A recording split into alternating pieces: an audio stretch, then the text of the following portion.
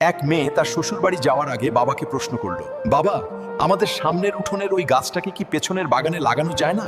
তখন মেয়েটির বাবা তাকে উত্তর দিয়ে বলল, ওই গাছটা হলো 4 বছরের পুরনো একটা গাছ, এটা এখন অন্য কোথাও লাগানো একদমই সম্ভব না। এখন যদি এই গাছটাকে অন্য কোনো জায়গায় নিয়ে লাগানো হয়, তবে সেটা নতুন মাটিতে নিজেকে মানিয়ে নিতে পারবে না এবং গাছটা মরে যাবে। নিজের বাবার মুখে এই কথা শোনার পর মেয়েটা তখন হাউমাউ করে কাঁদতে কাঁদতে বাবাকে বলতে লাগলো, আচ্ছা বাবা, একটা কথা বলো তো।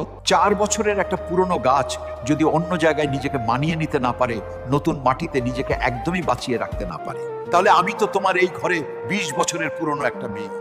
আমি তো কোনো সামান্য একটা গাছ নই বাবা, আমি তো তোমারই মেয়ে। তাহলে তুমিই বলো, আমি কিভাবে অন্যের একটা নতুন বাড়িতে গিয়ে নিজেকে মানিয়ে নিব আর নিজেকে সম্পূর্ণ বাঁচিয়ে রাখবো বাবা?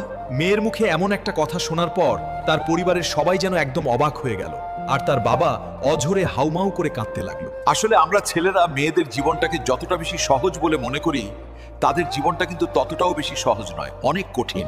তাই আমি এই পৃথিবীর প্রত্যেকটা ছেলেকে বলবো, আপনারা সবাই দয়া করে মেয়েদেরকে মন থেকে সম্মান করতে শিখুন এবং তাদের ভালোবাসুন।